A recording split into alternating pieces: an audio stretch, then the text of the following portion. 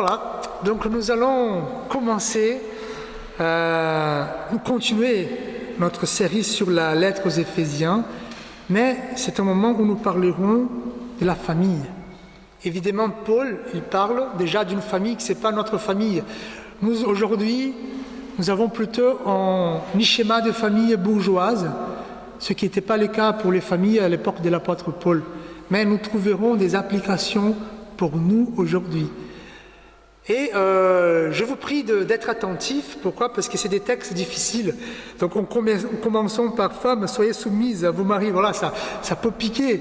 Mais il y a une explication, il y a une raison pour laquelle nous disons cela et nous voulons être bénis par Dieu et pas être accusés, pas culpabilisés et pas non plus recevoir un poids que nous ne pouvons pas supporter. Donc je commence la lecture. Éphésiens, chapitre 5, verset 22. Et si vous voulez suivre les prédications précédentes sur la lettre aux Éphésiens, vous allez trouver sur la chaîne YouTube de l'Église. Femmes, soyez soumises à vos maris comme au Seigneur, car le mari est le chef de la femme, comme Christ est le chef de l'Église, qui est son corps, et dont il est le sauveur. Or, de même que l'Église est soumise à Christ, les femmes aussi doivent être à leur mari en toutes choses. Maris, aimez vos femmes comme Christ a aimé l'Église. Il s'est livré lui-même pour elle, afin de la sanctifier par la parole, après avoir purifié par le baptême d'eau, afin de faire paraître devant lui cette Église glorieuse, sans tache, ni vide, ni rien de semblable, mais sainte et irrépréhensible. C'est ainsi que les maris doivent aimer leur femme comme leur propre corps. Celui qui aime sa femme s'aime lui-même. Car jamais personne n'a haï sa propre chair, mais il la nourrit et il prend soin, comme Christ le fait pour l'Église, parce que nous sommes membres d'un seul corps. C'est pourquoi l'homme quittera son père et sa mère et s'attachera à sa femme. Les deux deviendront une seule chair. Ce mystère est grand, je dis cela par rapport à Christ et à l'Église. Du reste, que chacun de vous aime sa femme comme lui-même et que la femme respecte son mari. Je vous invite à la prière. Seigneur, merci pour ta parole. Parfois, Seigneur, ta parole devient incompréhensible pour nous. Surtout la distance temporelle que nous avons du jour où tes paroles ont été écrites. Mais Seigneur, nous croyons à ton Saint-Esprit qui nous fait comprendre ce qui nous bénira. Seigneur, bénis-nous. Et je te prie pour moi en tant que prédicateur aussi, afin que je transmette seulement ce que tu veux. Donne-moi, Seigneur, de bonnes paroles. Donne-moi un bon français pour bien parler, Seigneur, surtout dans des sujets difficiles. Amen. Aujourd'hui, frères et sœurs, je me tiens devant vous pour prêcher ce que je crois être l'un des messages les plus importants de ma vie. Non seulement parce que ces sujets me touchent profondément, mais pourquoi ? Parce que je crois qu'il est essentiel dans nos jours, dans la vie de tous les chrétiens, dans la vie de tous les mondes en fait. Et nous allons parler de la famille, du couple et du mariage chrétien. Et dans notre époque moderne, où tout est très confus, je pense que ce message, il a sa pertinence. Alors, le monde, il évolue toujours. Il y a des fondements, même de la société, qui ont évolué. Et on met en question ce fondement. C'est pour ça que parfois, c'est bien de revenir à ce qui est le fondement de notre foi et le fondement de notre société. Alors, nous revenons à cette idée de famille selon les modèles chrétiens. Alors, pour revenir à la base de la famille, il faut revenir à ce que Dieu souhaite pour une famille. Et donc, moi, j'ai 2 prédications. Comme je vous ai dit, moi, j'ai envie de prêcher pendant 1 heure. Mais voilà, le temple n'est pas rempli, je ne veux pas le vider non plus. Donc, je vais diviser. Mais en fait, comme vous le savez bien, si je prends des semences, des graines, si je jette sur le terrain, ça peut fructifier, n'est-ce pas? Mais la meilleure façon, c'est de préparer la terre pour que les semences, pour les graines tombent. Donc cette prédication aujourd'hui, je souhaite d'abord préparer pour que la semaine prochaine, on parle de ces vérités qui parfois c'est difficile de comprendre. Les rôles de la femme et de l'homme dans les couples. Mais aujourd'hui, je veux que vous sortez avec une chose. Je vais répéter ça souvent dans cette prédication. Le mariage chrétien, qu'on le veuille ou pas, le mariage chrétien a eu une influence radicale dans notre société. Le mariage chrétien, si vous êtes d'accord ou pas, il a eu une influence radicale dans notre société. Et là, je demande pardon déjà parce que je vais parler, je vais répéter souvent les mots rapport sexuel, ça fait partie. Vous êtes grands, je sais qu'il y a des petits avec nous, mais voilà, c'est nécessaire. Donc, je ne vais pas vous parler comme ça, il y a un contexte. Paul, il nous a parlé dans sa lettre de marcher dans la sagesse. Et pour marcher dans la sagesse, il faut être rempli du Saint-Esprit. L'Esprit que nous venons de confesser, la 3e personne de la Trinité, le Saint-Esprit qui habite dans nos cœurs. Vous le savez, Dieu il a promis toujours d'habiter au milieu de son peuple. D'abord était dans le tabernacle, après dans les temples, et maintenant c'est le Saint-Esprit qui habite en nous. Et ce Saint-Esprit nous pousse à faire des choses selon la volonté de Dieu. Et selon le verset 19, il dit, et il nous pousse à encourager les uns les autres. Être rempli du Saint-Esprit nous pousse à encourager nos frères et sœurs. Être rempli du Saint-Esprit aussi nous encourage à louer le Seigneur, à remercier Dieu, à être en cœur reconnaissant. Mais être rempli du Saint-Esprit aussi nous invite à nous soumettre les uns aux autres. Évidemment, la soumission, ce n'est pas la soumission que nous entendons, la soumission que nous comprenons aujourd'hui. C'est se mettre au service. Et donc Paul, il parle cela dans un cadre général de frères et sœurs, un cadre de l'Église, pour introduire aussi un cadre familial. Vous savez, c'est très facile d'être des bons chrétiens dimanche matin pendant 1 heure. C'est simple. On vient, on met un habit, on met du parfum, on sent bon, on vient, on dit bonjour, on sourit. Après, être chrétien dans le foyer, là c'est difficile. Là, tous nos masques sont dévoilés. Et donc Paul dit, la soumission les uns aux autres va au-delà de l'église 1 fois par semaine, mais c'est dans la maison. C'est pour ça qu'il va commencer à parler de la famille. Donc, aujourd'hui nous parlerons du couple, femme et mari, homme et femme. Et ce couple rempli du Saint-Esprit, il marche selon la volonté de Dieu dans un chemin de sagesse profonde et merveilleuse. La famille a toujours été et demeure la base de toute civilisation. Voilà. Elle doit être un lieu où chaque membre est aimé, chaque membre reçoit une formation humaine. Même les parents, ils apprennent des choses avec les enfants. Ce n'est pas les parents qui enseignent les enfants. Les enfants, ils apprennent beaucoup aux parents. C'est dans la famille qu'on reçoit une formation morale et spirituelle. C'est dans les familles où les émotions sont orientées comme il faut. Je me rappelle toujours où j'ai eu ma première déception amoureuse, quand j'étais tout petit, où ma mère est venue pour me dire Fabio, ça ne va pas être la première fois. Donc, elle a réorienté, elle a dit, Fabio, attention, mais c'est dans les familles que les émotions sont réorientées, sont orientées. C'est dans les familles, l'espace de paix, d'amour et d'engagement. Alors, c'est pour ça que pour Paul, c'est très important de veiller sur les familles. Et frères et sœurs, Dieu, c'est un Dieu des grâces.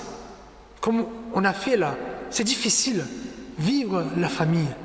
Peut-être que nous avons essayé, peut-être que nous avons choisi un conjoint et ça n'a pas marché, mais Dieu, c'est un Dieu des grâces. Comme nous avons chanté, nous pouvons toujours recommencer.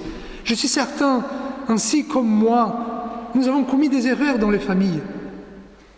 Peut-être que ça n'a pas marché comme nous avons voulu. C'est pour ça que Dieu est un Dieu des grâces. Il nous invite ici. Il n'est pas là pour nous condamner si notre famille n'a pas marché. Il est là pour dire on peut refaire plein de grâces. Et donc, avant de parler de la théologie, qu'est-ce que Paul veut dire par soumission, par aimer sa femme comme Christ a aimé l'Église? Ça sera le sujet du dimanche d'après. Mais aujourd'hui, je voulais parler de l'importance du modèle de famille chrétienne. Alors peut-être que je prêche à des convaincus. Vous êtes dit, bon Fabio, ça va, je suis chrétien, je suis d'accord, père, mère, enfant, famille unie, c'est les familles des pubs qu'on voit avec les chiens, tout ça. Mais c'est bien aussi de pouvoir dire à notre entourage, pourquoi les modèles de famille chrétiens, c'est une bonne chose. Afin que moi, je ne fais pas le pasteur intégriste, radical, qui est en train de parler de famille chrétienne comme c'était la seule chose. Non, je vais vous montrer là. Et je vais partir dans des arguments plutôt historiques et sociologiques pour montrer l'importance de la famille chrétienne dans la société du passé et d'aujourd'hui. Et donc, voilà, on reprend les forces. Il y a un historien américain qui s'appelle Kyle Harper. Voilà, il y a un livre qu'il a écrit par rapport à la transformation de la société à cause de cette morale chrétienne dans la famille. Quelle est sa thèse? Il a dit en fait que le christianisme était le déclencheur de la première révolution sexuelle dans l'histoire du monde. Nous connaissons la révolution sexuelle. Bon, là, pour les enfants, ils vont voir ça au lycée. 68, des années 60 aux années 70. Mais avant cette révolution, il y a eu celle portée par le christianisme. Et dans sa thèse, il dit que le monde vivait une morale familiale totalement différente avant celle du christianisme. Et là, je vous explique. En fait, déjà, tout ce qui est rapport, tout ce qui est cette relation avec le sexe, dans l'époque des Romains, dans la culture gréco-romaine, celle qui a influencé notre culture occidentale aujourd'hui, en fait, le sexe était divin. Ça veut dire, je vous explique, donc, si quelqu'un avait ce désir, en fait, il était touché par un dieu, le dieu, la déesse de l'amour.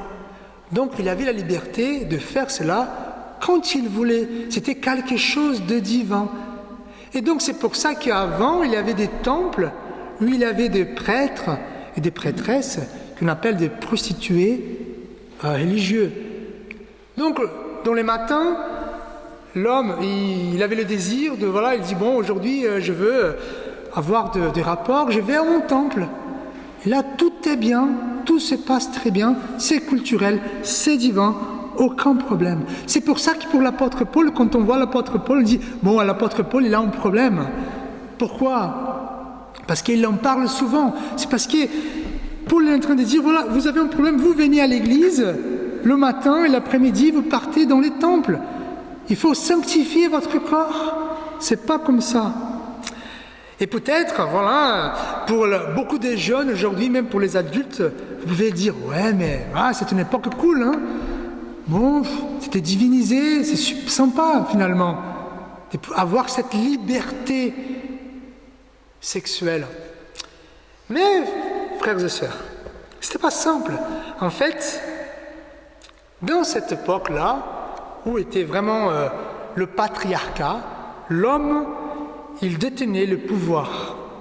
Donc, pouvoir aller dans un temple, pouvoir être libéré des attachements, c'était que pour l'homme de la maison.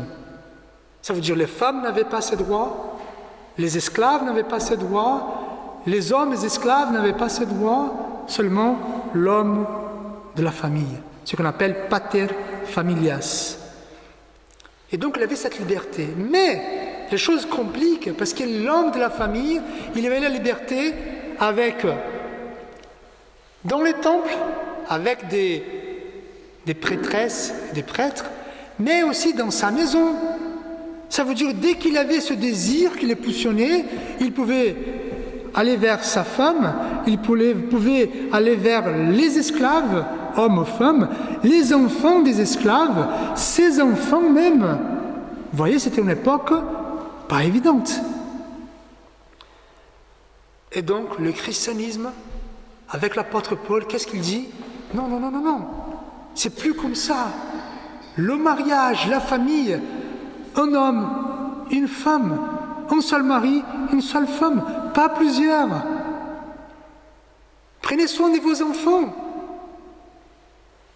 Et donc, frères et sœurs, évidemment, ça a changé. Et donc, parfois, quand on lit ce texte-là, femmes, soyez soumises à vos maris. Aujourd'hui, c'est les femmes qui sont interpellées par cette vérité, n'est-ce pas? Mais à l'époque où ce texte a été écrit, c'était les hommes qui étaient piqués. Pourquoi? Parce que les femmes étaient déjà soumises à cette époque. Donc Paul parlait d'une chose qui n'a pas changé. Les hommes, maintenant, qui devaient aimer leur femme, l'homme qui devait aimer sa femme. Donc ça piquait. Et maintenant, on avait une liberté, on pouvait faire ce qu'on voulait, on pouvait suivre le désir de la chair. Et maintenant, je dois être restreint à une seule femme, ma femme. Et voilà, petit à petit, selon le christianisme avance, cette nouvelle morale s'installe. Et ça commence à changer les mœurs. L'Église catholique, avec un pouvoir très important en ces moments, qui va considérer le mariage comme un sacrement, comme sacré.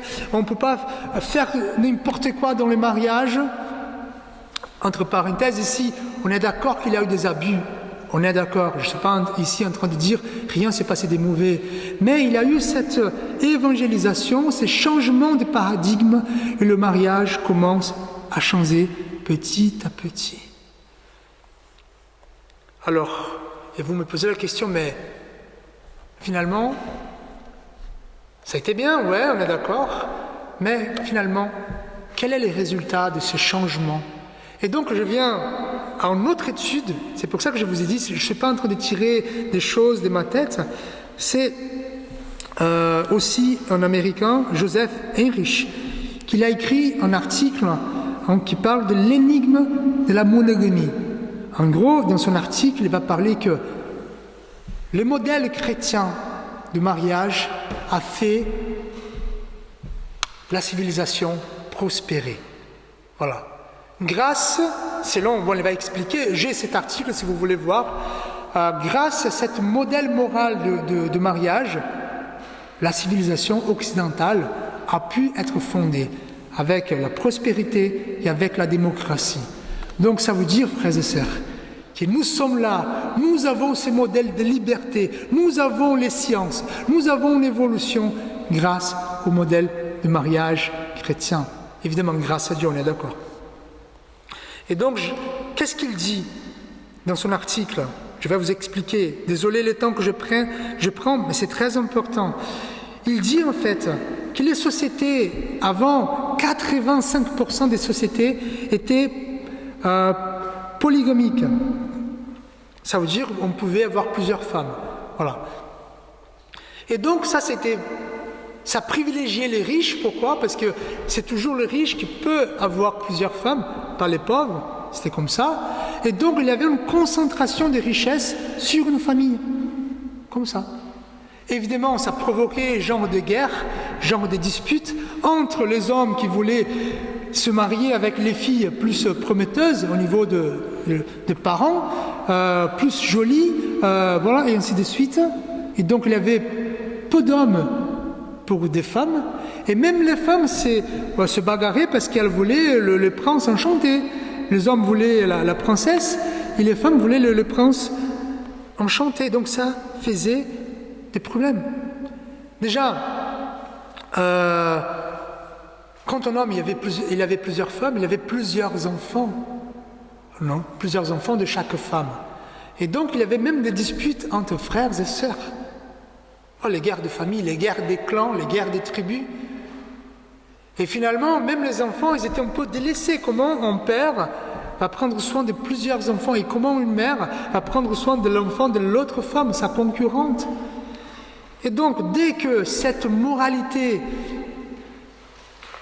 chrétienne de mariage, ça fait que déjà, on ne se marie pas avec plusieurs femmes, on prend soin de la femme, on prend soin de nos enfants. Et quel est le changement? Nous avons une famille qui est soignée par les couples. Et donc les enfants, le père qui avait, 15 enfants avec 3 épouses différentes, maintenant il va avoir moins. Mais il pourra s'occuper des enfants. Quel est le changement? Le changement maintenant, ces enfants, ils ont une éducation, ils ont un métier, ils ont une morale transmise par les parents, et donc ces enfants, ils deviennent des meilleures personnes pour la société. Vous comprenez là l'importance du mariage chrétien? Il fait que la société, elle évolue au niveau moral, au niveau des compétences, au niveau d'engagement. Parce qu'avant, moi j'avais ma famille, je protégeais ma famille. Maintenant, il y a des villes qui sont créées. Et donc, moi j'ai ma famille, qui n'est pas trop grande, elle est petite. Vous avez la sienne, qu'est-ce qu'on va dire? On pouvait bien créer une école pour tous les enfants. On pouvait bien créer une chose qui facilite pour toutes les familles. Donc, il y a l'intérêt commun. C'est plus ma famille. Pour que moi, je prospère, il faut que je tue la famille de l'autre, les clans de l'autre. Et donc, ainsi de suite. Il y a une évolution. Et qu'est-ce que je veux dire par là? Quand on parle de famille, ce n'est pas seulement un pasteur moraliste, légaliste qui est en train de parler de la famille chrétienne. Il y a des preuves dans l'histoire que les modèles de famille chrétienne a révolutionné, a sauvé des femmes, a sauvé des hommes, a sauvé des enfants, et que l'histoire de la famille chrétienne a fait notre société prospérer. Et si nous sommes une société occidentale aujourd'hui qui a la philosophie, la démocratie, la liberté, c'est parce qu'un jour, il y a eu un changement de mentalité. Et aujourd'hui, on voit l'effort du monde de détruire les familles. Il y a un effort. Il y a un effort, il ne faut pas négliger cela. Nos enfants sont en danger. Ils sont en danger. C'est pour ça que moi, j'ai pris pour qu'on revienne sagement au modèle de famille chrétienne. Il faut comprendre quand même qu'en fait, c'est ceux qui ont changé leur mentalité. Le premier à dire, le premier homme qu'il pouvait se marier, il pouvait exercer son pouvoir sur ses femmes, sur ses esclaves. Le premier qui a dit « Stop, je ne vais plus faire ça. Non, je vais avoir une seule femme, je vais prendre soin de mes enfants. » Il n'a pas pensé à tous les développements que ça pouvait se déployer à partir de son changement. Il voulait juste faire selon la volonté de Dieu. C'est comme ça. Et ça commence par là, frères et sœurs. Si nous voulons une famille où c'est un lieu de paix, d'amour, de transmission, nous ne devons pas penser à la société d'abord, et pensons à la volonté de Dieu pour nous, pour nos enfants. C'est tout. Peut-être que vous allez me dire, mais Fabio, moi je suis mamie, je suis même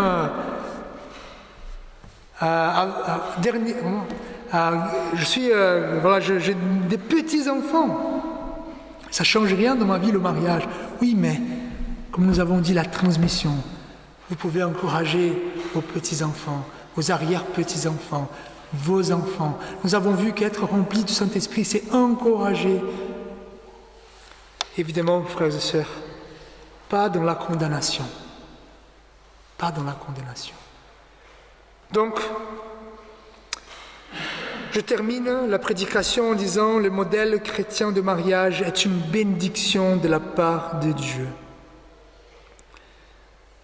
Et là, à la semaine prochaine, nous allons voir tous les enjeux qui contient ce texte.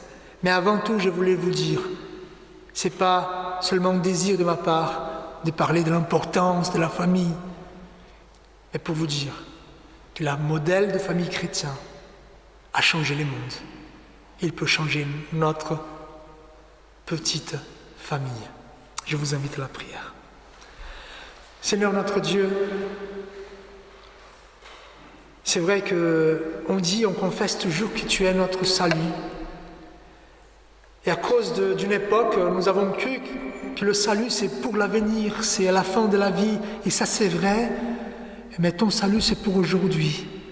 Tu veux sauver nos familles, tu veux sauver nos couples, tu veux sauver nos enfants. Et tu nous as donné des moyens pour cela. Aide-nous Seigneur à être au moins sensibles à ces vérités. Et que chacun fasse son idée de ce qu'ils ont reçu aujourd'hui. Nous te prions au nom de Jésus. Amen.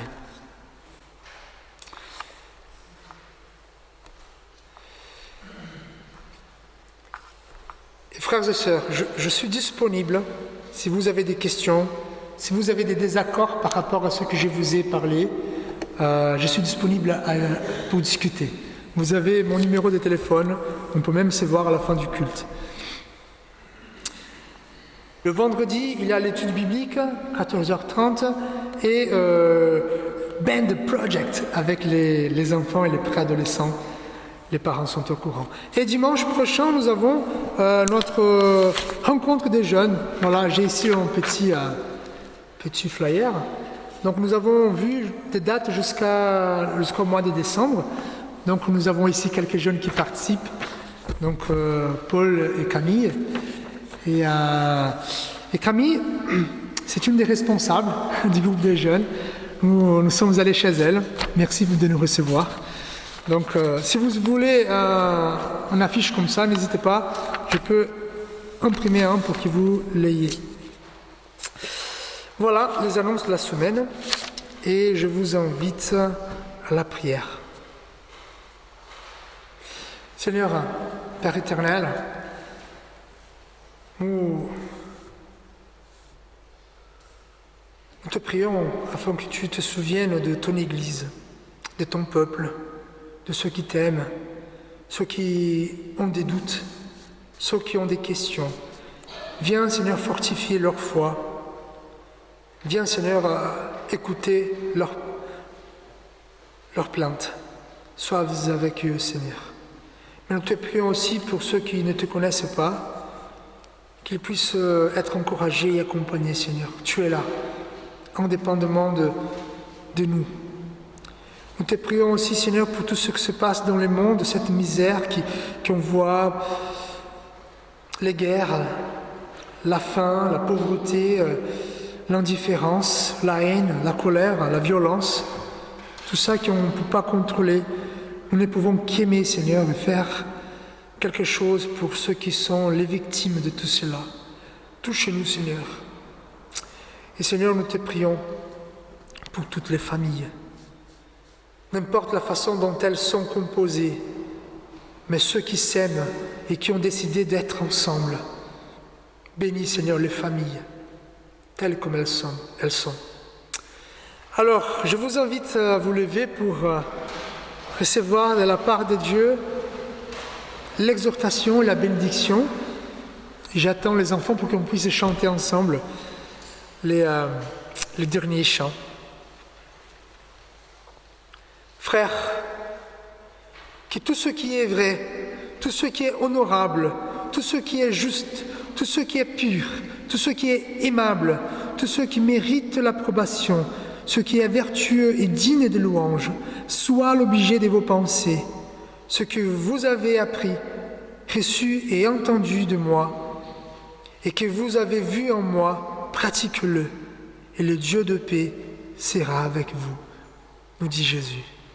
Que la grâce de Dieu, notre Père, que l'amour de Jésus-Christ, notre Seigneur, et la consolation du Saint-Esprit soient avec vous tous, avec votre famille, aujourd'hui et à jamais.